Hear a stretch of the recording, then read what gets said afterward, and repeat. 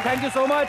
Welcome to comedy nights. आज हम अपना 99th एपिसोड मनाने जा रहे हैं। जोरदार तालियां सिद्धू बाजी के लिए। बाजी एक बात बताओ, आपने इतना क्रिकेट खेला, इतनी सेंचुरीज मारी, जब आप 99 पे खेल रहे होते थे और सामने से वेस्ट इंडीज का कोई फास्ट सा बॉलर आ गया, मुंह बना के जब ऐसे बॉल फेंकता था, आपको डर नहीं लगता था? क्या फीलिंग होती थी? अबे गुरु, वो लकड़ी के योद्धा होते हैं जिन्हें डर नहीं लगता। सांप सीढ़ी का खेल भी कोई खेल रहा हो ना, तो जब 99 पे जाता है तो उसकी टाई टाई फिश हो जाती है। वो बैठा रहता है वो। हाँ लेकिन बाजी क्रिकेट में और हमारी जिंदगी में इतना फर्क है कि हम लोग भी आज अपना 99th एपिसोड मना रहे हैं, लेकिन हमें डर नहीं है, बिकॉज जितना लोगों का प्यार मिल रहा है, मुझे लगता है कि आगे चल के हमारी नॉट आउट बहुत सारी सेंचुरीज होने वाली हैं। जोरदार तालियां कॉमेडी नाइट्स के लिए। बहुत सारे लोग बाजी हमें चिट्ठियां लिखते हैं, मैसेजेस करते हैं, लेकिन हम लोग कभी रिप्लाई नहीं कर पाते। लेकिन आज मैंने 99th एपिसोड के मौके पे कुछ एक दो मैसेजेस लोगों के निकाले हैं जो मैं आपको पढ़ के सुनाना चाहता हूं। एक लड़की ने लिखा है कि Kapil, you are very handsome, thank you so much, but your 5 is late actually, Manju. एक भाई साहब ने तो सीधी रिश्तेदारी निकाली हुई है। ये लिखते हैं कि कपिल जी, शायद आप जानते नहीं कि हम रिश्तेदार हैं। अच्छा, रिश्तेदार कैसे हुए ये भी सुन लीजिए। आपकी बीवी का मुंह आप कहते हैं कि केतली जैसा है, मेरी वाली का कप जैसा है। तो हुए ना हम रिश्तेदार। भाई साहब, आपसे एक ही इल्तिजा है, अगर आपकी बीवी का मुंह कप जैसा है और मेरी वाली केतली जैसा है, या तो मेरी केतली ले जाइए या अपना कप दे दीजिए। किसी एक का तो टी सेट कंप्लीट हो बाजी। नीतू जी फगवाड़ा से लिखती हैं, कपिल जी, मुझे बच्चन साहब वाला एपिसोड बहुत अच्छा लगा। थैंक यू नीतू जी। उनका गाना भी बहुत अच्छा लगा, प्लीज उन्हें दोबारा जरूर बुलाइए। थैंक यू सो मच आपके प्यार के लिए। और आपने जो 1 रुपया खर्च के मैसेज करके 5 करोड़ रुपए की फरमाइश की है, जोक सपाट, लेकिन हम कोशिश करेंगे बच्चन साहब को दोबारा इनवाइट करने की। ये मैसेज आया है लाहौर पाकिस्तान से हामिद मीर साहब का। ये लिखते हैं कि आप हमेशा कहते हैं कि आपको आपकी वाइफ अच्छी नहीं लगती। मैं लंदन में टैक्सी चलाता हूं और मुझे आपका शो बड़ा पसंद है और मुझे आपकी बीवी बड़ी अच्छी लगती है।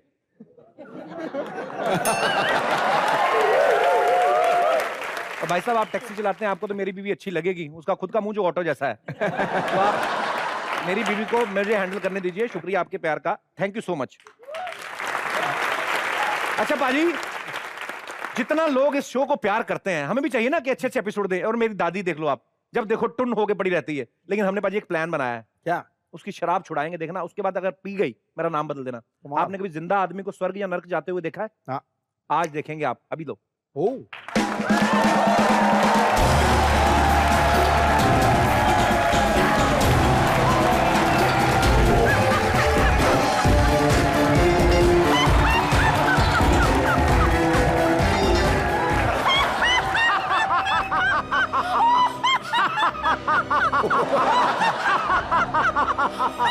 उठ बुढ़िया उठ।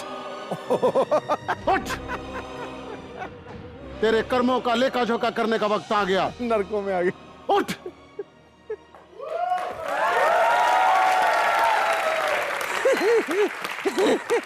चिक्की, आज तक मैंने कोई कर्म ही नहीं किए, तो लेखा जोखा कैसा? बाय द वे, आप कौन है? Fancy dress competition? मूर्ख स्त्री, हम यम कुमार हैं। अच्छा, दिलीप कुमार, मनोज कुमार सुना था। Who is this यम कुमार?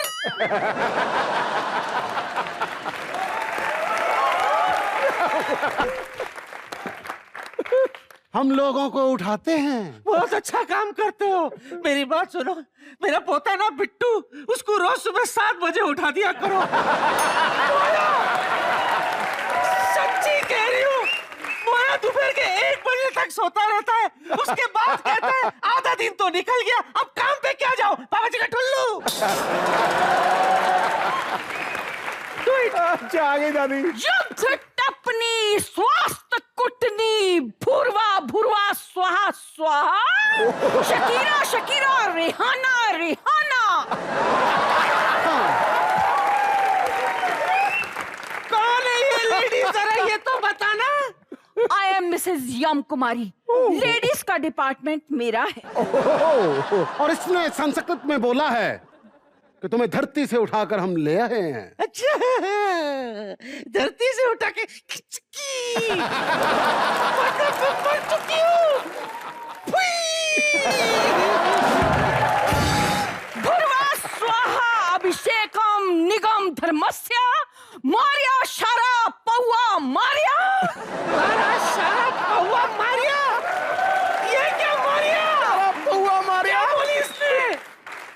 मारा शौआ पौआ मारिया, इसका मतलब तूने पौआ पिया और मर गई।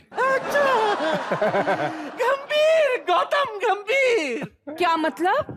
मतलब गंभीर होकर मुझे सच सच बताओ, क्या वाकई में मैं मर गई हूँ? यस। बुढ़िया, क्या? हम तुझे वर्ल्ड से उठाकर लाए और तू वर्ड प्ले कर रही है? तू सच में मर गई है, सच में मर गई है तू। नहीं! हाँ, हे भगवान, ये सुनने से पहले मैं मर क्यों नहीं गई? अरे कम से कम मुझे ये तो बता दो कि ये सब हुआ कैसे? ए बुढ़िया, तेरा लिवर फेल हो गया था। क्या बकवास कर रही हो?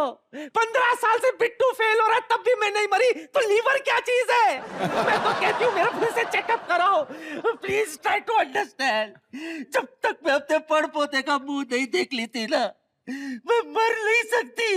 एक बार पड़पोते की खुशी में मैं 2 पैक लगा लूं, उसके बाद मुझे उठा लो। आई एम रेडी। दुष्ट बुढ़िया, दारू पीने की वजह से तू मरी है और अब फिर से तू दारू पीने के लिए कह रही है? यू स्टूपिड इडियट, यू फूल।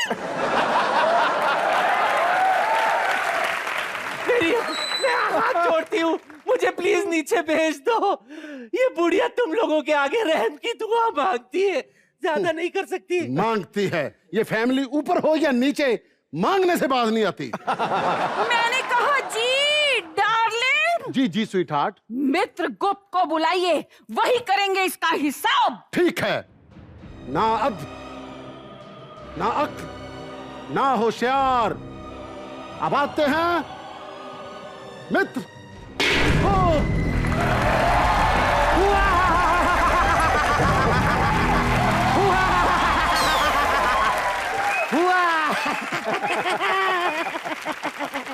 क्या हुआ? कुछ नहीं, एक हंसी वाला चुटकुला आया था। मूर्ख, मुझे क्यों जगाया इतनी अर्धरात्रि में? क्यों उठाया? अरे हमने तो आपको निद्रा से उठाया है, इस बुढ़िया को तो हम धरती से उठा कर लाए हैं। अच्छा, तो इसका हिसाब किताब करना पड़ेगा। मित्रगुप्त, इसके कर्मों का हिसाब लगा के बताओ कि इसे नर्क में जाना के स्वर्ग में। अभी लो।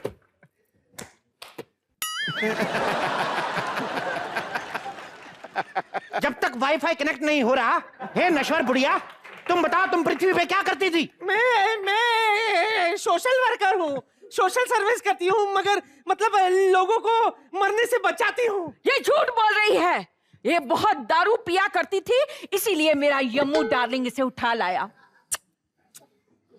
जरा झूठ बोल दिया।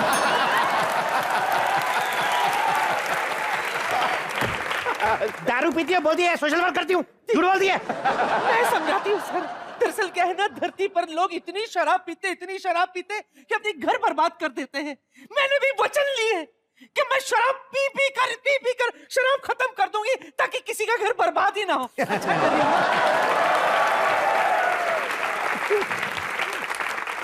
इसके कर्मों के हिसाब से इसे नरक भेजे ना भेजें, लेकिन ये जो चुटकुला सुना है ना, इसको नरक भेजने भेजने। काम करो, बड़ा वाला पतीला लो, 20 लीटर तेल डालो, बुड्ढी का एक ही बड़ा सारा पकौड़ा निकालो, इसका पकौड़ा निकाल के राक्षसों को चटनी के साथ खिलाया जाए। तुम्हें शर्म नहीं आती? बुड्ढी का पकौड़ा बनाकर खाओगे? मित्रगुप्त, इसका पकौड़ा ना निकालो, ये बुड्ढी जो ना तेल बहुत पिएगी। मैं तो कहता हूं इसको 1000 कोड़ा मारकर हाथी के पैर के नीचे दे दो। नहीं नहीं नहीं नहीं, ये गलत हो जाएगा। मैं ये काम करता हूँ, पहले हाथी के पैर के नीचे दे दो, उसके बाद 1000 कोड़े मारो, फटक फटक फटक। बाद में इसे नर्क में भेज दिया जाएगा। अरे अगर नर्क भेजना है तो सीधे भेजो ना, मारपीट क्यों कर रहे हो? अच्छा, हम अपनी विरासत निकाले हैं। मित्रगुप्त, जल्दी से इसके कर्मों की सुधार दो यार, बड़े लोग लाइन में खड़े हैं, जल्दी करो। अच्छा, बड़े लोग बाहर खड़े हैं, मैं जाकर देखती हूँ, शायद कहीं पे अपना टांका फिट हो जाए। I am just coming Mitragupta darling. अपना ख्याल रखना। 1 मिनट, वाईफाई कनेक्ट हो गया, अभी इसका डाटा अपडेट हो जाएगा। यार बेटा, मेरी रक्षा कर। गुड़िया, तू चोर भी है क्या? हाँ, 14 जनवरी की रात तूने अपने पोते की पॉकेट से 70 रुपए निकाल के बियर पी। बस, क्या मेरी यही गुनाह है? तेरा गुनाह चाहे छोटा है, लेकिन पोते के लिए कितना बड़ा गुनाह है। एक काम करो, इसके पकौड़े रहने दो, वो लगा के ना स्टैंड, इसका बारबेक्यू बनाओ। अच्छी इसको सख्त से सख्त सजा दी जाए। मैं तो कहता हूं कि सबसे पहले स्वर्ग और नर्क की अप्सराओं को बुलाकर डेमो दिया जाए, ताकि इसको पता चले किसने जाना कहां है। Good idea. स्वर्ग और नर्क की अप्सराएं हाजिर हो। वाह वाह, कितना गंदा डांस किया। ये कौन है? अरे कौन क्या है? स्वर्ग से आई हूँ, स्वर्ग की अप्सरा हूँ। है? इनकी अगर अप्सरा ऐसी है तो चुड़ैल कैसे होगी? हे मूर्ख बुढ़िया, उसकी शक्ल में मत जाओ। वो स्वर्ग की अप्सरा है, ये नर्क की अप्सरा है। भाई, ये वाली आइटम तो ठीक है, इसे कैसे नर्क का अप्सरा बना दिया आप लोगों ने? इसे सजा मिली है, इसके पिताजी बहुत बड़े राक्षस थे।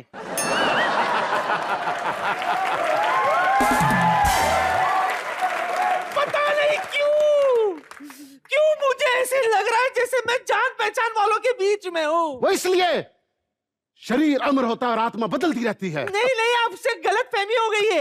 आत्मा एक होती है, शरीर बदलती रहती है। बुढ़िया एक तो मर गई, ऊपर से गलत सिलेबस झाड़ रही है। एक काम करो,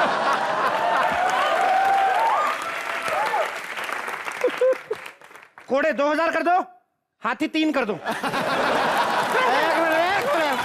अरे कोड़े और हाथी को छोड़िए, मैं ये पूछ रही हूँ कि इस बुढ़िया के साथ क्या करना है? इसे नरक में फेंकना है या स्वर्ग में? अरे जहां भी फेंकना है उससे पहले मुझे कम से कम ये तो बता दो कि स्वर्ग और नर्क में फर्क क्या होता है। अप्सराओं, अपने मधुर कंठ से इस बुढ़िया औरत को बताओ कि नर्क और स्वर्ग की सुविधाओं में क्या अंतर होता है। Tell me please tell me. Okay, first let me विस्तार। देखिए, स्वर्ग में जो है, सबसे पहले आपको ब्रेकफास्ट में 2 गरम पराठे दिए जाएंगे विद नाइस फ्रेश मक्खन। उसके साथ में आपको मिलेगा दूध और जलेबी, साथ में आम का रस, अमरूद का रस, अनार का रस, रसमलाई, बस आपका अपना रस बाहर आ रहा है। आने दीजिए, चलेगा। मैं स्वर्ग में ही रहूंगी। I am ready, take me there. लेकिन पहले नर्क के फैसिलिटीज के बारे में तो सुन लीजिए। ठीक है, तू भी बोल दे। वहाँ 3 टाइम खाने के साथ दारू फ्री है और चखने में 17 टाइप के पकवान। जब मर्जी सो जाइए, जब मर्जी उठ जाइए। हट रे। पहला वाला कैंसिल। मैं नर्क चलूंगी, टेक मी। देखो पागल बुढ़िया, अगर एड अच्छी हो तो इसका मतलब ये नहीं कि प्रोडक्ट भी अच्छा होगा। नर्क में आपको डेली खाली पेट 500 कोड़े खाने पड़ेंगे। अरे कमबख्त हो, तुम लोगों की क्रिएटिविटी क्या कोड़ों पे आके अटकती है? अरे कोई और उपाय तो बताओ मुझे। बहुत जुबान चलती है तेरी बुढ़िया। कोड़े 4000 कर दिए जाएं। क्यों बे? तुझे कोड़ों के सप्लाई में क्या कमीशन मिलता है? यम कुमार सुनो, मुंबई में एक बड़ा ही खूबसूरत हैंडसम लड़का है, बिट्टू शर्मा। उसको उठा के लाना है। नहीं, उसके घर में आजकल एक बड़ा ढीठ बुड्ढा आया हुआ है, उसको उठा के लेके आओ। उनका टाइम नहीं आया है अभी। मित्रगुप्त मैं हूं कि तुम हो?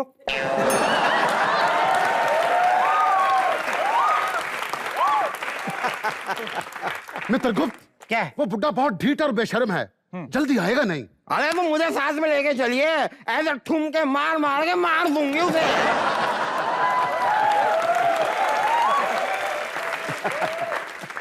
उसको जान से मारना है, उसकी सारी नस्ल तबाह नहीं करनी। चल अब। अरे चलो, आओ लेकर आ जाओ उसे।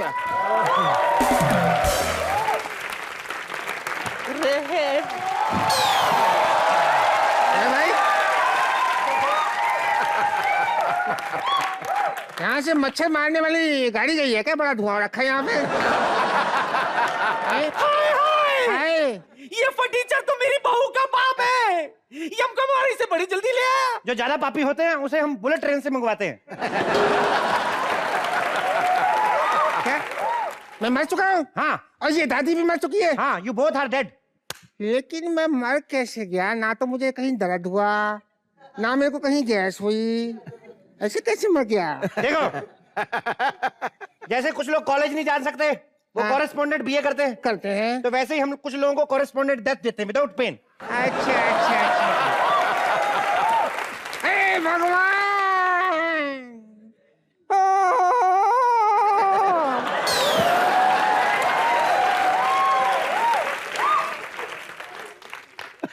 मार दिया।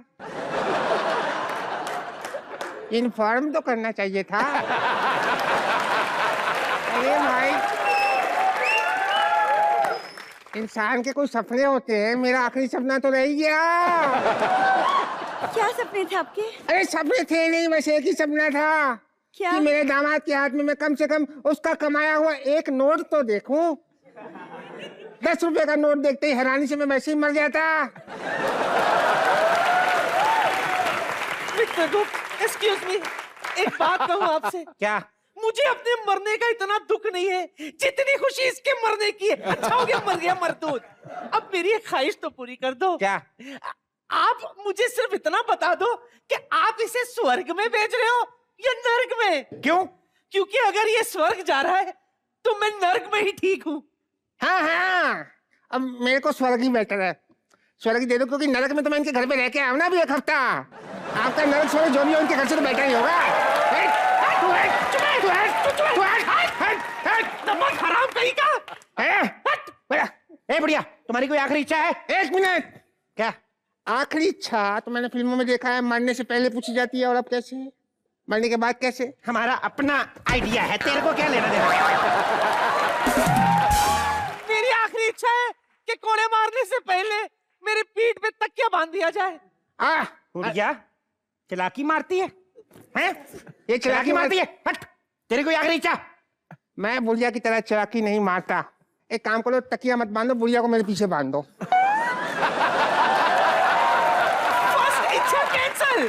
अब तकिया मत बांधिए। एक काम कीजिए, मुझे 5 मिनट के लिए धरती पर भेज दीजिए प्लीज। हम यहाँ स्वर्ग नरक चलाते हैं, हमने ट्रैवल एजेंसी नहीं खोली है बुढ़िया। ठीक बात है भाई, ऐसे कैसे? हाय, ठीक बात, ठीक बात। अगर ये बात है, हाय हाय, तो मेरे 1.5 करोड़ रुपए तो ऐसे ही जाया हो जाएगा जो इतने सालों से मैंने जमा किए थे।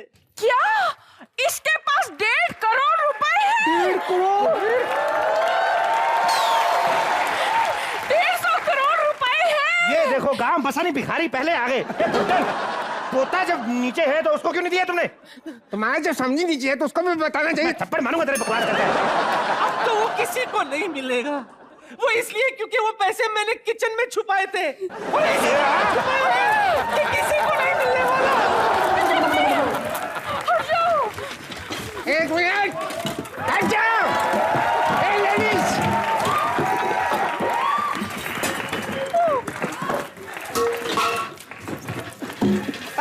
ये 1.5 करोड़ रुपया है। ये ले 50 लाख, ये 50 लाख। ये क्या है 1.5 करोड़ रुपया? कहाँ 1.5 करोड़ रुपया?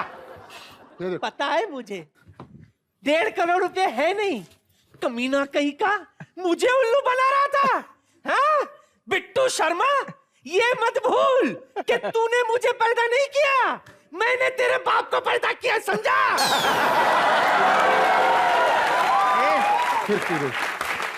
जिस तरह लातों के भूत बातों से नहीं मानते, उसी तरह से थप्पड़ों वाली चुड़ैल जो है वो थप्पड़ों के बिना नहीं मानती। हाँ।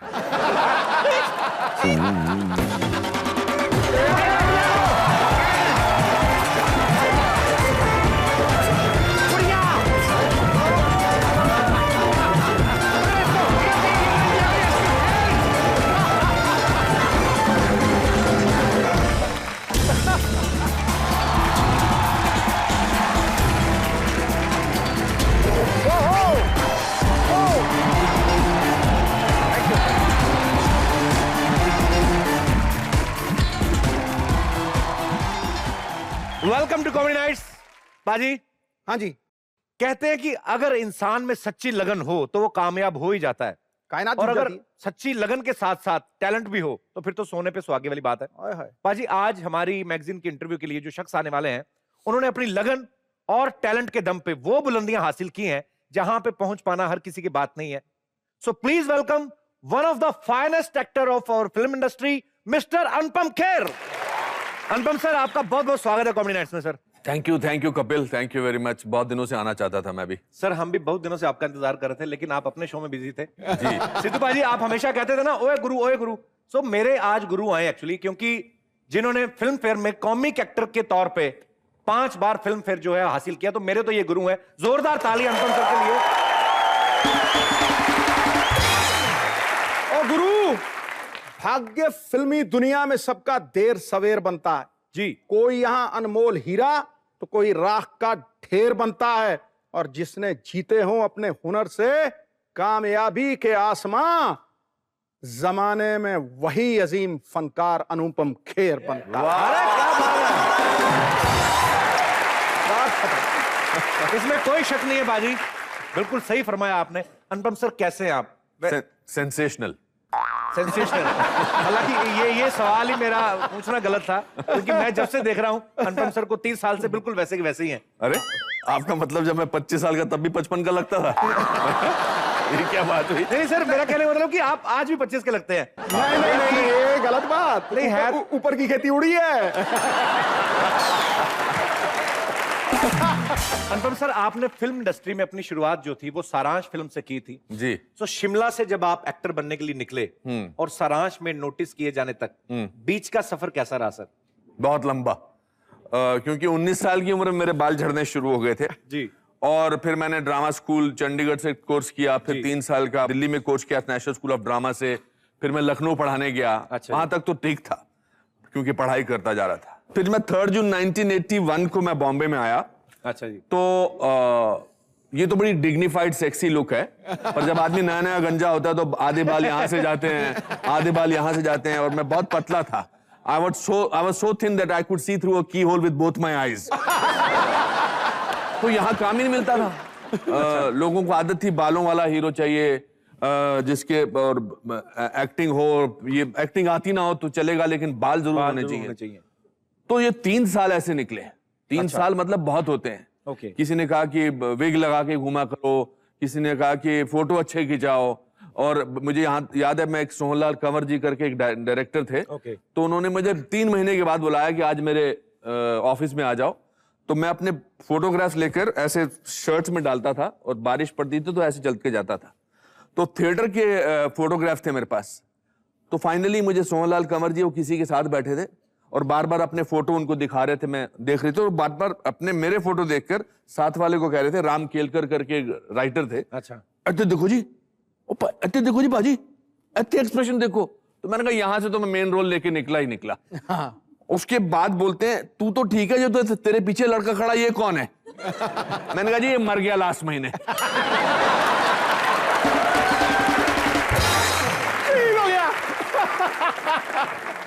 तो बहुत ही कठिन था वैसे बेसिकली, पर मेरा एक कमाल की बात ये थी कि मेरा पहला एड्रेस वो बहुत जबरदस्त था। जब मैंने बॉम्बे शिफ्ट किया तो मेरा पहला एड्रेस था, मेरी मकान मालकिन धोबन थी जी, और हम 3 लोग 4 लोग एक ही कमरे में रहते थे। बट मेरा एड्रेस था अनुपम खेर, 2/15 खेरवाड़ी, खेर नगर, खेर रोड, बांद्रा ईस्ट। क्या बात है। और ये आपने जानबूझ के वो जगह पे आपने मकान लिया था? नहीं, बिल्कुल जानबूझ के लिए नहीं। जिसके लिए मैं यहाँ आया था उसने मुझे कहा था कि तेरे को फ्लैट देंगे, मगर जब मैं रेलवे स्टेशन पे पहुंचा तो मुझे कोई लेने ही नहीं आया था। पर मेरा एड्रेस ये था। फिर मुझे लगा कि अब मेरा एड्रेस ये है तो मुझे दुनिया की कोई ताकत नहीं रोक सकती। क्या बात है। तो जैसे आप कह रहे थे कि मैं जब मुंबई उतरा स्टेशन पे तो मुझे कोई लेने नहीं आया, तो आप किसको एक्सपेक्ट कर रहे थे कि आपको लेने आए? नहीं, मैं अपने जिसने मुझे नौकरी के लिए, मतलब क्या मतलब आपने आने से पहले किसी को इन्फॉर्म किया था कि मैं आ रहा हूँ? नहीं, मैं यहाँ एक नौकरी करने आया था। यहाँ पर एक एक्टिंग स्कूल था, उसमें मैंने ऐड पढ़ा था, और उन्होंने मुझे कहा था आप यहाँ आइए, हम आपको बहुत तनख्वाह देंगे और घर देंगे रहने के लिए, तो उन्होंने हमारा स्टाफ आपको लेने आएगा। अच्छा। तो जब मैं आया तो वहां कोई लेने नहीं आया तो था। आपके साथ ही एक्टिंग कर गया? मेरे साथ ही एक्टिंग मतलब। फिर मेरे एक दोस्त हैं सुहास खांड के, उनके घर पे मैं ठहरा, और बाकी लोगों के घरों को भी एग्जॉस्ट कर दिया था। इनफैक्ट मेरे राजदान मेरे दोस्त थे, उनके घर जाता था। तो 1 साल तक तो सब लोग अच्छे तरह से बिहेव करते थे। फिर उसके बाद उनको लगने लगा ये तो रोज आ जाता है शाम को खाना खाने या पैसा मांगने। फिर वो दूर से ही देखते थे, आ गया आ गया आ गया। तो फिर वहां रहा मैं। फिर उसके बाद एक और जगह थी शास्त्री नगर। एक और अच्छा किस्सा सुनाता हूँ आपको। मेरे लखनऊ के दोस्त थे प्रमिल खन्ना, जो हमारे, उनको उनके पिताजी ने सिर्फ एक साल का टाइम दिया था। अच्छा। कि तू एक साल स्ट्रगल कर ले और अगर तेरा कुछ नहीं हो तो वापस आ जाना। अच्छा। तो पंखा वो लेके आया था, उनकी इलेक्ट्रिक की दुकान थी। तो एक दिन जून जुलाई के महीने में मैंने देखा प्रमिल पंखा उतार रहा है। अच्छा। मैंने कहा पंखा क्यों उतार? कहता मेरा साल पूरा हो गया। हमने उसके पांव पड़ लिए कि तू पंखा छोड़ के जा। और हम और भी सोते थे। एक दूसरा हमारे पास पंखा था, जो पंखा टेबल फैन होता है ना। हाँ। तो हम रात को सोते थे तो वो खड़खड़ खड़खड़ करते थे, तो तीनों हम जो सोते थे ऐसे सोते थे।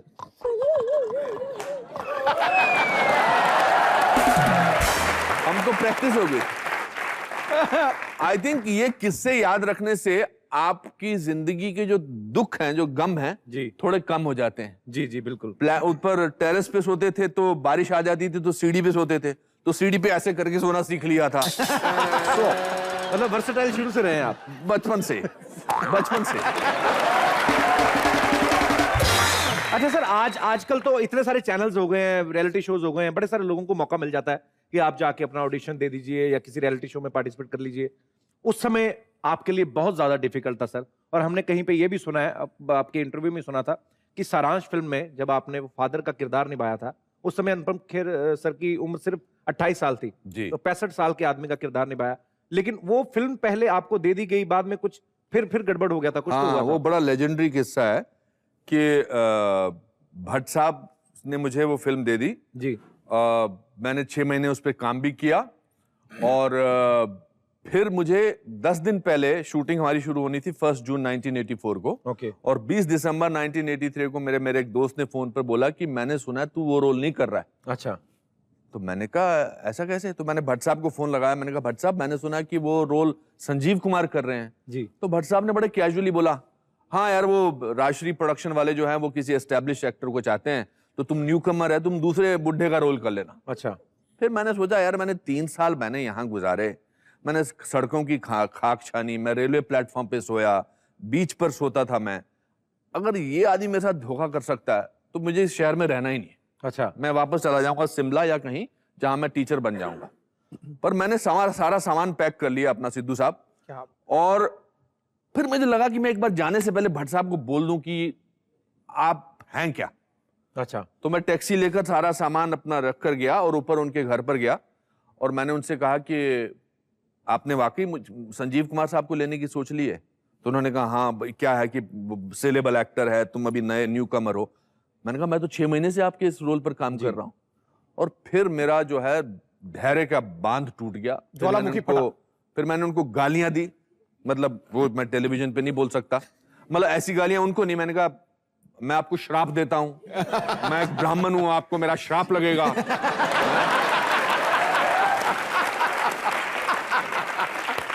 आप एक फ्रॉड हैं, आप एक चीट हैं, आप पिछले 6 महीने से मुझे बोल रहे हैं कि मैं, और मैंने सारे घर, मेरा क्या होता था जैसे मुझे छोटा रोल मिलता था मैं सबको बोलता था मिल गया मिल गया मिल गया, क्योंकि घर वाले परेशान करते थे ना, कुछ हुआ तेरा, कुछ हुआ तेरा। और मैं 6 महीने में तो मैंने पूरी दुनिया को इन्फॉर्म कर दिया था कि मैं आ गया हूं। फिर उन्होंने मेरा, अभी तो मैं हंस के बताता, पर उस समय रो रहा था मैं, बहुत रो रहा था, गुस्से में था, परेशान था। और फिर उन्होंने राजश्री प्रोडक्शन वालों को फोन किया और बोला कि इसने जो अभी मेरे सामने किया है, इसके बाद तो मैं ये फिल्म सिर्फ इसी के साथ बनाऊंगा। एंड एज दे से, क्या बात है। इनफैक्ट सारांश में एक बड़ा लेजेंडरी सीन है जिसमें मैं अपने बेटे की अस्थियां लेने जाता हूं। जी। तो मुझसे बहुत सारे लोग बोलते हैं, हाँ सर, मतलब उस समय तो आपकी शादी भी नहीं हुई थी और ये सब एक्सपीरियंस नहीं थे आपको? नहीं था कि बेटा मर गया है और अमेरिका में मर गया है, 25-30 साल का बेटा है। तो मैं वो सीन, मुझसे लोग बहुत पूछते हैं कि आपने कैसे वो जज्बात जी पेश किए, कैसे आपने वो आंख में आंसू लाए, और बड़ा डेस्परेट सीन था वो, एक बाप का जो अपने बेटे की अस्थियां लेने कस्टम ऑफिसर पे जाता है। तो मेरा जवाब ये है जो मैं आपको बताना चाहता हूं कि मैं भट्ट साहब को बोला, मैंने कहा भट्ट साहब मैं इसकी रिहर्सल नहीं करना चाहता, आप कैमरा लगा के रखिए, मैं थोड़ी देर उधर देखता हूं, और जब मैं आपको ऐसे बोलूंगा तो आप कैमरा ऑन कर देना। और मैं जब इधर को मुड़ा तो मैंने ये सोचना शुरू किया कि अगर इस पिक्चर में तेरा कुछ नहीं हुआ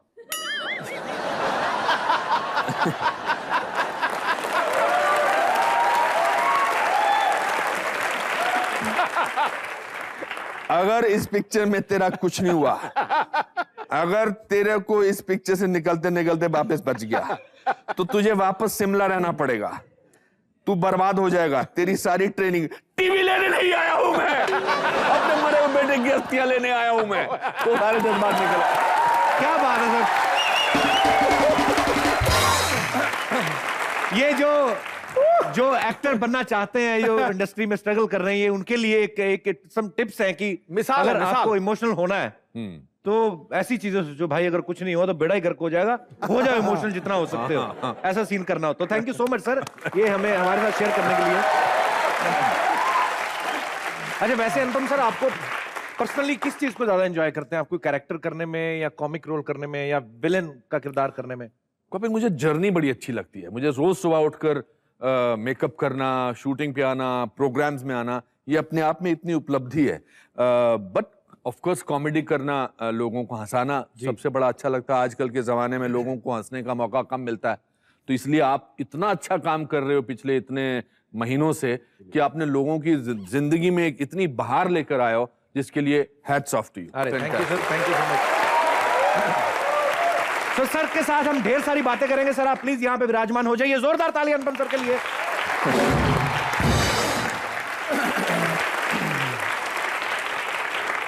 सर जब आप 28 साल के थे तब आपने 65 साल के आदमी का किरदार किया जी। जब आप कल को 65 साल के हो जाएंगे जी, तो आपको 28 साल के लड़के का किरदार करने को मिले, हाँ, आपको लगता है वो पॉसिबल है? ऑफ कोर्स पॉसिबल है, कुछ भी हो सकता है।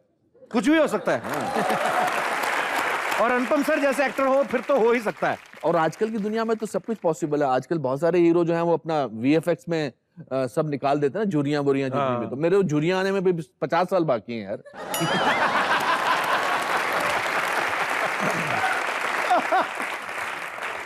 और सबसे बड़ी बात है कि जिनके बाल नहीं होते उनके झुर्रियां आती नहीं, यहाँ पर देख लो।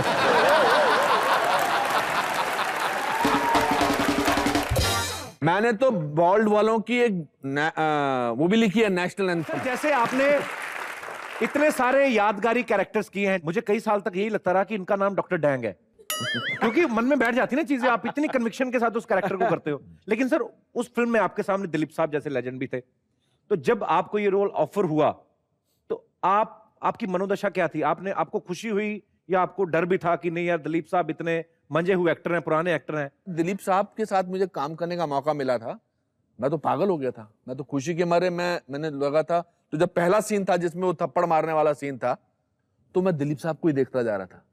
तो मुझे सुभाष जी कहता, तू विलन है मेरी फिल्म का, इनका भक्त नहीं है। मैंने कहा भक्त तो मैं हूं, but it was the most amazing thing. और उस फिल्म का जब मुहूर्त हुआ था तो वो एस्टैब्लिश कर गया था कि मुझे कि अब तो मैं पहुंच गया हूं, क्योंकि उसके मुहूर्त में दिलीप साहब थे, अनिल था, जैकी श्रॉफ थे, नसीरुद्दीन शाह थे, नूतन जी थी, श्रीदेवी थी, पूनम ढिल्लन थी, और बीच में मैं खड़ा था। तो I think that was the most amazing. अच्छा जितने भी आप कैरेक्टर्स करते हैं, जैसे आपने एक मेजर लाठी का कैरेक्टर किया था शोला और शबनम में, ऐसे मेजर हमने पूरे वर्ल्ड में कहीं नहीं देखे। और इतने मजेदार, मुझे वो सीन नहीं भूलते हैं सर कि कैसे उसमें ये श्रीदेवी जी के फैन होते हैं और रेडियो सुनते हैं, फिर अपनी मूछें कटवा लेते हैं। मूछें सबसे ज्यादा प्यार होता है। सर आप किसी को ऑब्जर्व करते हैं कि आपकी अपनी ये क्रिएशन होती है? ये मेरे जो घर वाले थे, मतलब जो मेरे चाचा ताया, वो सब बड़े फनी लोग थे जी। मेरे एक चाचा जी थे पंडित द्वारकानाथ जी, जिन्होंने चार्ली चैपलिन का मूछें कटवाई थी। उनका नाड़ा हमेशा उनके घुटने से नीचे रहता था। अच्छा। और वो जब गुस्से हो जाते थे तो उनकी आंखें बंद हो जाती थी। अच्छा। तो उन्होंने एक मेरी चाची जो थी संतोषा, वो बड़ी चुलबुली और नटखट थी, तो वो खड़े होके जी उसको डांटते थे कश्मीरी में, कश्मीरी लोगों को। तो वो जब डांटते थे, आंख बंद करती थी ना, तो वो उनकी आई साइड से इधर चली जाती थी।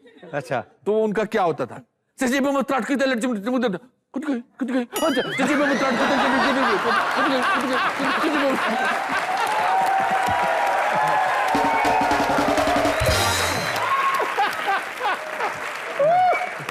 क्या बात है सर। तो मेरे ख्याल से शायद इसीलिए लोग जो आपके कैरेक्टर के साथ इतना जुड़ जाते हैं, क्योंकि वो लोगों के बीच में से ही निकले होते हैं। बिल्कुल बिल्कुल बीच से निकले होते हैं। बड़ी ये अच्छी बात है सर, हमारे लिए नए एक्टर्स के लिए बड़ी सीखने वाली बात है सर। किसी भी एक्टर की या कोई बिजनेसमैन हो या कोई भी बड़ा आदमी जो स्ट्रगल करके आगे तक पहुंचता है, उनकी स्ट्रगल जो होती है वो इंस्पिरेशन बन जाती है नई जनरेशन के लिए। तो सर हम भी चाहते हैं कि आपकी जो स्ट्रगल है वो लोगों के लिए इंस्पिरेशन बने। तो आपको कितना स्ट्रगल करना पड़ा किरण मैम को बताने के लिए?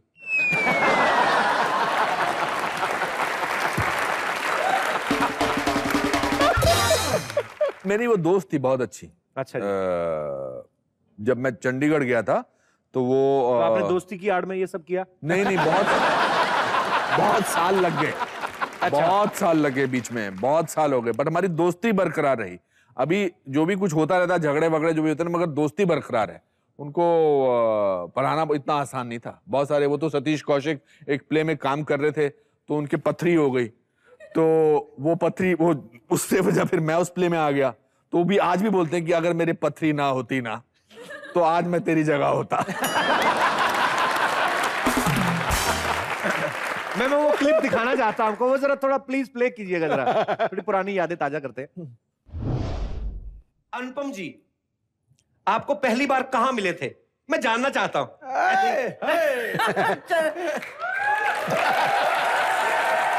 ये लव स्टोरी। चंडीगढ़ में मिले थे, Chandigarh department of Indian theatre. वो शिमला से आए थे वहाँ थिएटर का कोर्स करने, और मैं भी वहाँ पर थी। मैंने अपनी MA इंग्लिश लिटरेचर खत्म करके पंजाब यूनिवर्सिटी में, तो वहाँ पर आए थे। आंखों से बड़े मजेदार थे। अच्छा। हाँ, और सबको हंसाते रहते थे। बड़ा चलाक बंदा, हंसा हंसा के फंसा लेता।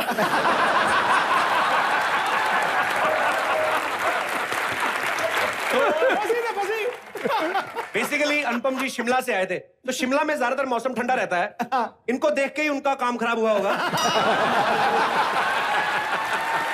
नहीं, वो शिमला से गर्मा गर्म आया था।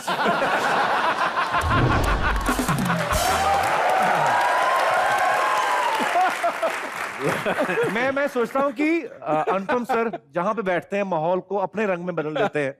किरण मैम भी ऐसी हैं, जब आती तो हमें कभी लगता ही नहीं है। जब मैं पहली बार भी उनसे मिला था तो मुझे लगता है कि हम लोग बड़े पुराने जानते हैं। तो सर आपके घर में तो हंसी मजाक चलता रहता होगा अच्छा, आजकल तो। आओ रह लो 2-4 दिन हमारे यहाँ। अच्छा सर, एक और बात मेरे मन में थी। हर कोई लड़की चाहती है कि उसका जो बॉयफ्रेंड हो, या है ना, जिसको भी वो पसंद करें, वैसे स्टाइलिश हो और शाहरुख जैसे डिंपल पड़ते हो और ऋतिक जैसी बॉडी हो। तो किरण मैम का शुरू से टेस्ट डिफरेंट था। मतलब देखिए, बड़ा शरारती है, बड़ा नॉटी बॉय है। क्या है कि उनको एक ऐसा इंसान चाहिए था जिसकी बॉडी भी और ब्रेन भी हो। तेरी। अरे वाह। तो मेरे ख्याल से मैं दोनों ही डिपार्टमेंट में भगवान की दया से। क्या बात है सर, बहुत अच्छे, इसमें कोई शक नहीं है। नहीं, आपका मतलब कुछ और था। नहीं सर, मेरा आप मेरी बजाना चाहते थे। नहीं सर, सर नहीं गुरुदेव, कभी भी नहीं। अच्छा, एक और क्वेश्चन सर। हाँ। किरण मैम अब तो MP बन गई, मेंबर पार्लियामेंट है। पहले वो जैसी थी अभी भी वैसी है कि उनके बिहेवियर में कुछ चेंज आया, कुछ सीरियस हो गई थोड़ी? अरे मिलेंगी तो बता सकूंगा ना। अभी तक मिले नहीं? नहीं, कम ना मिलना अभी, ये तो बेस्ट हो गया।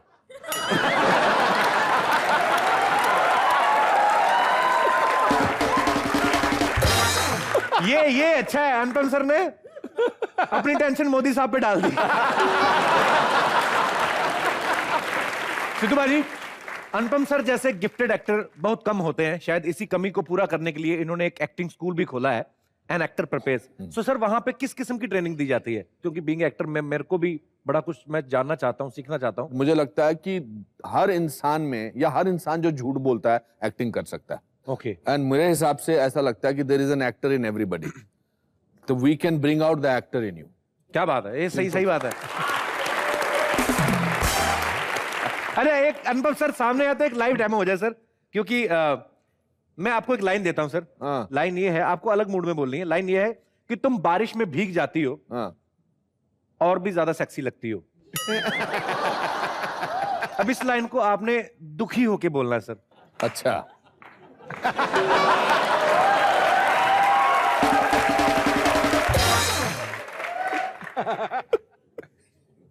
तुम बारिश में भीग जाती हो तो और भी ज्यादा सेक्सी लगती हो। क्या बात है सर, वंडरफुल। अगर इसी डायलॉग को सर गुस्से में बोलना है तो? नहीं, बस मेरा टेस्ट खत्म। अच्छा चलिए ठीक है। एक और चीज, बॉलीवुड के कुछ फेमस डायलॉग्स हैं, उनके अलग अलग मूड हैं। जैसे एक डायलॉग है, कुत्ते में तेरा खून पी जाऊंगा, लेकिन इसको रोमांटिक तरीके से बोलना है।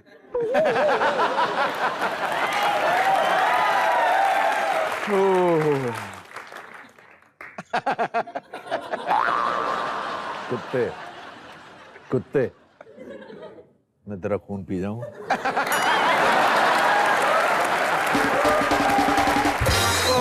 बस एक और। एक और सर प्लीज, ये और किसी के साथ हम कर ही नहीं सकते सर, और किसी में वो है नहीं। माँ मेरी नौकरी लग गई माँ, एक गुस्से में बोलना सर।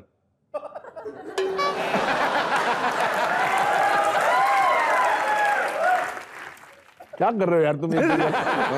सर ऐसे ही, माँ मेरी नौकरी लग गई, नौकरी लग गई मेरी माँ। ओह जोरदार तालियां अकबर अंबर सर के लिए। सर जैसे मेरे मन में जितने सारे सवाल हैं, मैं जितनी बातें करना चाहता हूं, मैंने अंडर सर से पहले कहा कि ये खत्म नहीं होने वाली हैं, क्योंकि मैं इनका फैन हूं। इनकी फिल्में देख देख के हमने इतना कुछ सीखा। मैं तो एक हफ्ता बैठा रहूं, मेरी बातें नहीं खत्म होगी। लेकिन हम अपने गेस्ट को भी मौका देना चाहते हैं, जो स्पेशली आपसे मिलना चाहते हैं, आपसे बातें करना चाहते हैं। सो आप एक एक करके अनुपम सर से बात कर सकते हैं। सबसे पहले कौन आ रहे हैं? जी जी। Hello, Sidhu sir. Hello. Hello, Kapil sir. Hi. You're damn cute, sir. Wow really, thank you. Anupam sir, you're cute too. अच्छा, he's damn cute and I'm cute too. So before you ask You're the question, intense cute. He's no, cute. before And you you ask the question, what is the difference between damn cute and cute too? नहीं उससे पहले वो dam cute, वो you to असी गुरुद्वारे। You're cute.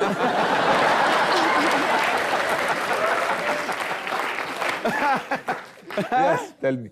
Sir हम आपके Bollywood movies के बहुत बड़े फैन हैं, और जैसा हम जानते हैं आप अपने आप को चैलेंज करना बहुत पसंद करते हैं, और आपने बहुत सारे लैंग्वेजेस में मूवीज की है, स्पेशली चाइनीज।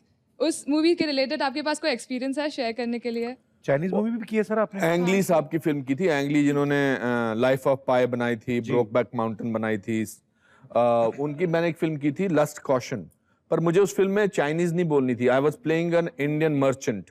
क्योंकि आपने लैंग्वेजेस की बात की, कि मैंने हिंदुस्तान की तकरीबन सब लैंग्वेजेस में काम किया। तेलुगु, तमिल, मराठी, मलयालम, पंजाबी, इंग्लिश, हिंदी, इंग्लिश तो नहीं, हिंदी, सब लैंग्वेजेस में काम किया। क्या बात है। तो सर आप वो लैंग्वेज के लिए पहले प्रिपेयर करते हैं, फिर क्या करते हैं उसके लिए? नहीं सर, वो दूसरी लैंग्वेज नहीं, वो पीछे से एक प्रॉम्प्ट करता रहता है। अच्छा। मैं I am very bad at languages. तो फील तो समझते होंगे आप, किसका मतलब मुझे क्या है? डायरेक्टर समझा देता है। हालांकि एक डायरेक्टर मुझे मिले थे तेलुगु फिल्म के, बहुत बड़े डायरेक्टर थे। उन्होंने कहा था जी आप डायलॉग मत बोला करो, आप 1 2 3 4 बोल दिया करो। मैंने कहा मतलब? हाँ आप बोल दे, हम डबिंग करा लेंगे। 1 2 3 4 5 6 7 8 9 10 11 12 13 14 15 सही बात है। 21 22 23 ऐसा कुछ करते थे। So it was a great experience because I was working with a great director. I know. Thank you, sir. Thank you, ma'am. ये वैसे बड़ी मजेदार चीज है सर। जैसे अनुपम सर ने बताया, ये सही बात है, बड़े सारे लोग ऐसा करते भी हैं। और फील समझना भी जरूरी है सर, डायलॉग का क्या है। जैसे अगर किसी को तमिल में बोल देंगे आपको नाड़े के नहीं ले, तो उसका मतलब ये होगा कि तुम्हारा बाप को गोली लग गई है। और फील समझना, एक्टर को जाकर खुशी में बोल दे नाड़े के नहीं डिस्किल, तो प्रॉब्लम तो हो ही सकती है। अच्छा सवाल पूछा आपने, शुक्रिया शो में आने के लिए, धन्यवाद आपका। जी और कोई हमारे दोस्त जो अनुपम सर से बात करना चाहते हैं? Hello Kapil sir. Hi. Hello Anupam sir. नमस्ते पाजी। नमस्ते जी।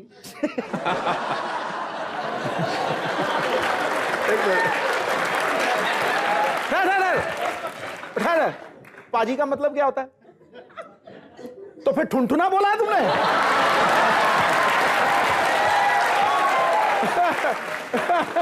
पाजी का मतलब होता है बड़े भाई को हम लोग पाजी बोलते हैं, जैसे बंगाली में दादा बोलते हैं। आप समझ गई ना? बोल हाय शेरी। सर आप भी मेरे बड़े भाई जैसे।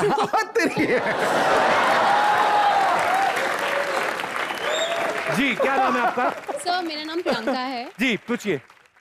सर एक्चुअली मुझे आपसे एक एडवाइस चाहिए थी। सर मुझे एक्टिंग का बहुत शौक है और मैं एक्टिंग की फील्ड में बहुत आगे जाना चाहती हूँ, बट मेरी एक प्रॉब्लम है कि मेरी फैमिली कम सपोर्टिव है इसके लिए, और इस चीज़ की वजह से बहुत प्रॉब्लम्स आती है, और डैडी भी कम सपोर्ट करते हैं, फैमिली कंजर्वेटिव है। तो आप मुझे ये एडवाइस दे सकते हैं कि मुझे किन चीज़ों पे काम करना चाहिए और किन चीज़ों का ध्यान देना चाहिए? आपके पापा मम्मी क्या करते हैं, फादर क्या करते हैं? मेरे पापा सिविल कॉन्ट्रैक्टर है। अच्छा, आप शरारती हैं? हाँ। हाँ? अच्छा, कभी सीरियसली बोला आपने घर वालों को कि मैं? Yes sir. बोला तो क्या बोलते हैं? सर उनका यही प्रॉब्लम है कि आई एम अ गर्ल और रात को लेट आना जाना और ये भी करती हैं आप? सर नहीं, अगर इंडस्ट्री में तो ये सब होता ही रहता अच्छा, है। अगर आप करेंगे Yes. तो एक काम करिए, आपका ऑडिशन भी लेता हूं मैं, और आप अपने इस कैमरा में देख के बोलिए, पापा मुझे एक्टर बनने दीजिए, मेरा ये सपना है, इसे पूरा करने दीजिए। चलिए बोलिए, देख अभी पता लग जाएगा कितना। नहीं पूरा just फील के साथ पूरा बोलना फील है। के साथ बोलना है। वो ही इज वेरी सीरियस। हाँ, पापा मुझे एक्टर बनना है, प्लीज़ आप मेरा ये सपना पूरा कर दीजिए। मैं प्रॉमिस करती हूँ कि मैं कोई गलत काम नहीं करूँगी। मुझे दिल से बहुत इच्छा है कि मैं एक एक्ट्रेस बनूँ और आपका भी नाम ऊंचा करूँ और आपको एक दिन मेरे पे बहुत ज़्यादा प्राउड फील होगा। बड़ा लंबे डायलॉग बोल दी, मैंने तो 2 डायलॉग बोले बोला। तो अभी जैसे अनुपम सर ने बोला आपको ना, पूरा फील के साथ, अभी तो यहाँ पे फिर भी थोड़ा, वहां पे थोड़ा आलाप वगैरह भी ले लेना कि पापा मुझे फिल्मों में जाने दो।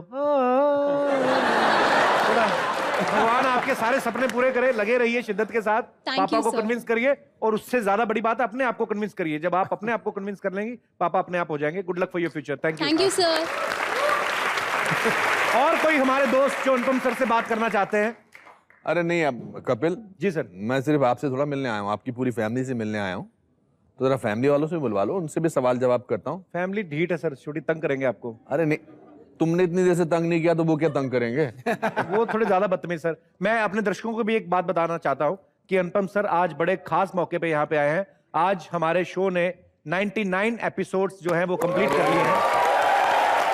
मैं फैमिली को पक्का सर, आप श्योर है? बुला लीजिए, मुझे अच्छा, मेरे को आजकल वैसे भी मैं एक शो कर रहा हूँ, अनुपम खेर शो, जी, कुछ जी, भी जी। हो सकता है, तो अच्छा लगेगा मुझे सवाल जवाब करना उनसे। ठीक है सर, आप कहते हैं तो मैं बुला लेता हूँ। डरो मत, मैं आई विल हैंडल इट। दादी, मंजू, क्या है? क्यों चिल्ला रही है? क्या हुआ? Hello Anupam sir, how are you? Hello जी। ऐसे नहीं, ऐसे।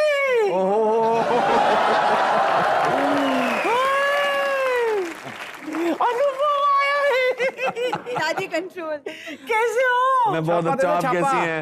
एक तो ओ ये देखो कैसे लाल लाल कश्मीरी टमाटर की तरह लग रहे हैं।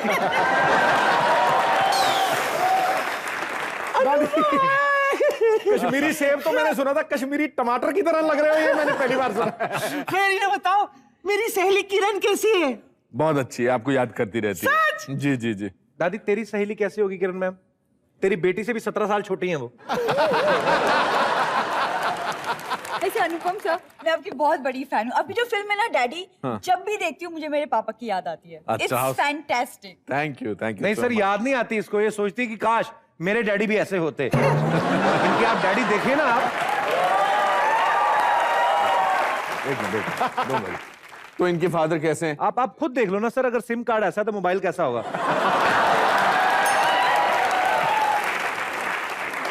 आपको तो बस आप मेरा मजाक उड़ाइए सर। आपको इन्हें देखना चाहिए, जब दूसरी हीरोइंस आती है हमारे शो में कितना फ्लर्ट करते हैं उन सबके साथ। ऐसा? हर एक के साथ। अच्छा, मुझे आपसे पूछना है कि जब कोई हीरोइन यहाँ आती है तो उनके साथ फ्लर्ट करते हैं, आपको इनसिक्योरिटी होती है?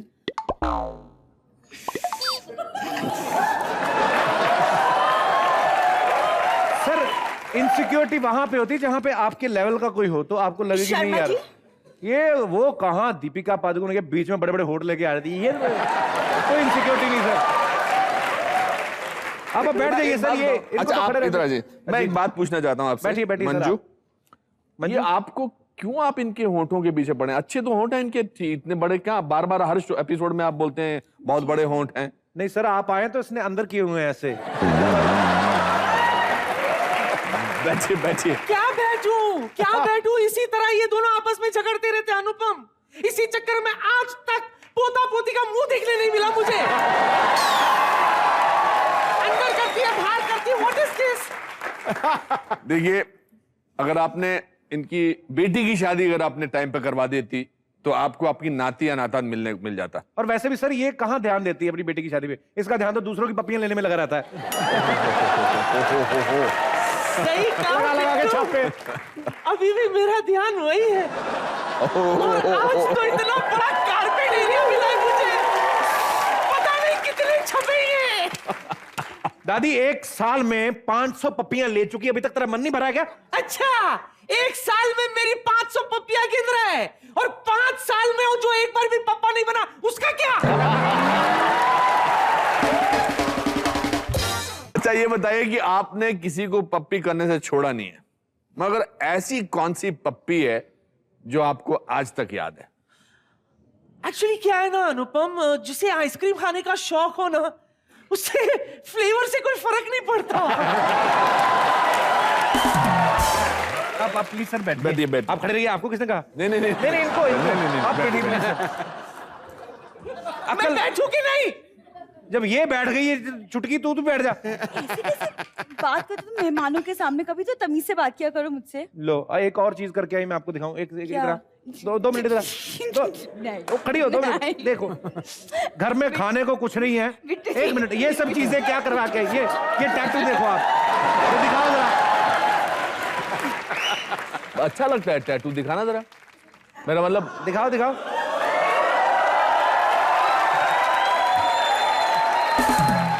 अरे आपने शादी क्यों की इनसे यार, अगर आपको इतना ज्यादा? सर मैं सो रहा था, मेरे को घोड़ी बिठा दी, मेरे को नहीं पता चला।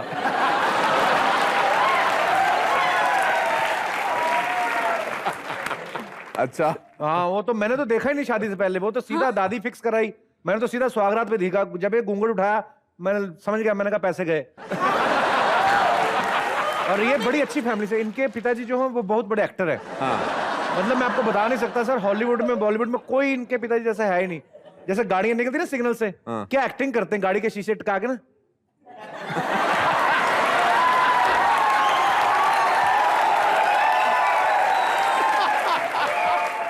एक्चुअली क्या है ना, ये जो कुछ भी कह रहा है ये गलत नहीं है। हाँ, इसका बाप है ही ऐसा। आपको क्या बताऊं, जब से शादी हुई है ना, मेहमान के नाम पे इसके बूढ़े माँ बाप ही आ जाते घर में। हाँ, पता नहीं नन्ना से मेहमान कब लाएगी ये। एक नन्ना सा मेहमान मैं अकेले बाजार से लाऊं, आप अपने पोते को कोई कुछ नहीं कहती? मैं क्यों कहूँ, तुम दोनों का मामला है, आपस में सुलझाओ। तुझसे तो बात करना बेकार है, मैं जा रही हूँ अंदर। एक मिनट दादी, ये अपनी आपकी दवाई के बारे में तो सारी दुनिया जानती है, आप इतनी शराब क्यों पीती हैं?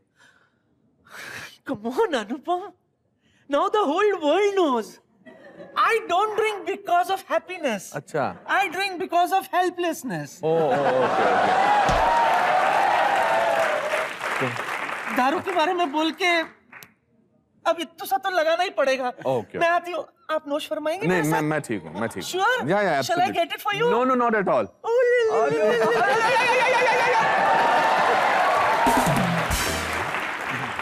आप बैठिए सर, दादी तो पागल है। सर आप और कुछ पूछिए ना, बड़ा अच्छा लग रहा है। हाँ पूछिए ना। दीपिका पादुकोण आई है, इनकी 5 film back to back hit हुई हैं। आप सीधे सीधे बोल क्यों नहीं देते मुझे चले जाने के लिए? तो तू सीधे सीधे समझ क्यों नहीं लेती कि दफा हो जाओ? नहीं, आप देखिए जरा, दादी ज्यादा तो नहीं पी रही, चलिए।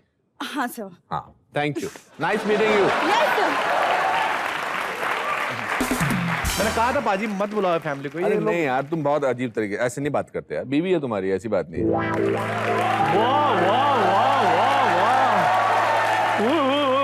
अनुभव सर आए। सर नमस्कार जी। नमस्कार। कैसे हैं सर आप? बहुत अच्छा हूँ। चाय लाए हो? जी बिल्कुल। आपको किसने बुलाया? मालकिन ने बुलाया। उन्होंने कहा है कि चाय लेकर जाइए, अनुपम जी आए, उनको चाय पिलाइए। सर चाय लेंगे आप? ये तो खाली है भाई। सर आप इतने अच्छे एक्टर हैं, आप खाली एक्टिंग कर देंगे ना तो हमारी मार्केट में इज्जत बढ़ जाएगी कि हमारे घर में चाय होती है।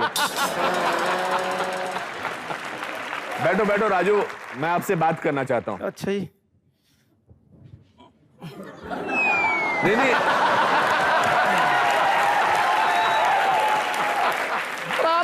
आप ऊपर बैठिए, साहब के साथ बैठिए। नहीं सर, मैं थोड़ा डाउन टू अर्थ हूँ। नहीं सर, एक्चुअली पता क्या है, इस घर में ना इज्जत हजम नहीं होती, इसलिए मैं नीचे ठीक हूँ। ग्रास रूटर जमीन से जुड़ा हुआ जो इज्जत दे रहे ना, वो तेरी पगार में से 200 रुपए काट देंगे। बैठ जा। पगार दोगे तो काटोगे, देते कब हो? आप ऊपर बैठिए, कोशिश करिए। ऐसा मुंह, इसका मुंह देखे सर आपने, गौर से देखिए आप। पहले मुंह ही देख लो आप सर, बाद में बातें करेंगे। कैसा है मेरा मुंह, बताओ आज। ऐसे मुंह वाले बीकर होते हैं जिसमें साइंटिस्ट ना एक्सपेरिमेंट करते हैं, गलत केमिकल डाल दे फट जाता है फिर। अच्छा मैं आपसे एक बात पूछना चाहता हूँ।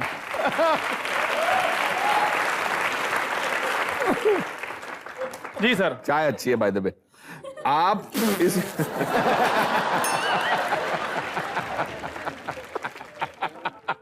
ध्यान से घर में सर। मैंने सुना आपको इस घर में खाने को नहीं मिलता है। खाने को सर गालियां मिलती हैं हमारे इधर। अरे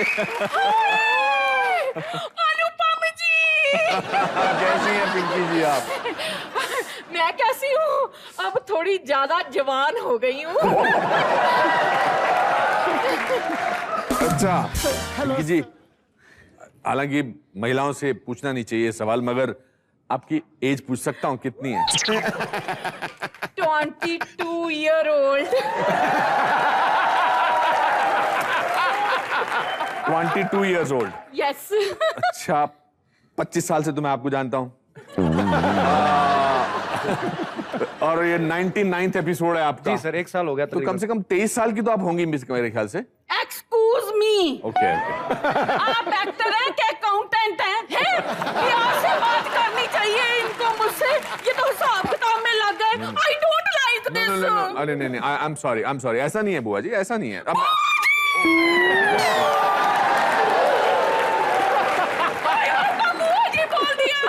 नहीं। अन्नू, आपको पता नहीं है कि कितना प्यार करती हूँ मैं आपसे। आपको पता है, आपको कोई कुछ भी कहता है ना तो मुझे कितना दुख होता है। फिल्म कर्मा में दिलीप कुमार साहब ने इनको यहाँ चाटा मारा, मेरे यहाँ दर्द हुई। दिलवाले दुल्हनिया में शाहरुख खान काजोल के पीछे पीछे ट्रेन में चढ़ गया, ये मुंह लटका कर वहीं देखते रहे। मुझे कितना दुख लगा पता है। मैंने सोचा पता नहीं इनका क्या हाल होगा, ठीक से ब्रश करते होंगे कि नहीं, मोजे पहनते होंगे कि नहीं, कुछ खाना वाला खाते होंगे कि नहीं। मैंने सोचा मैं ना आपके लिए आलू के पराठे बनाकर ले जाऊं और आपको अपने हाथ से खिलाऊं। और आप मुझे बुआ बुआ करे जा रहे हैं। देखो किरण जी को पता चलेगा ना तेरे रातों का, तो तेरा भरता बनाएगी, मार के तेरा मौका, तेरा पराठा तोड़ेगी आलू वाला। I don't mind you know, बस ये स्टफ्ड पराठा एक बार हाँ बोल दे।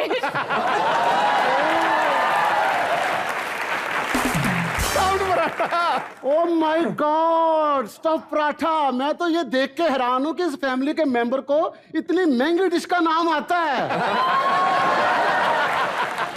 मुझे एक फीलिंग हो रही है। क्या?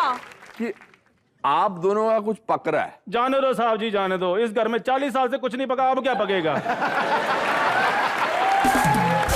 फिर एक लॉजिकल बात ये आती है कि अगर इतने सालों से यहाँ कुछ नहीं पका तो तुम पगार किस चीज की मांगते हो? बाहर वाले जो काम करता हूँ उसकी। जैसे मोहल्ले वालों से गालियां खानी है, दुकानदारों से पिटना है। ये भी तो काम होते हैं कि नहीं? सिर्फ ये घर का ये काम थोड़ी होता है। देखा सिद्धू बाजी, मेरा दुख देखा नहीं गया भाई से। मुझे तेरे पे तरस नहीं आ रहा, फिर मुझे अपनी स्ट्रगल याद आ गई। कोई बात नहीं, लगे रहो बुआ से, लगे रहो, तुम्हारे भी दिन वापस आ जाएंगे, कोई बात नहीं। अच्छा एक बात पूछना चाहता हूँ पिंकी जी आपसे। पूछिए ना। एक शब्द में बताइए कि आपको कैसा लड़का चाहिए? एक शब्द में बताऊं कैसा लड़का चाहिए? जिंदा।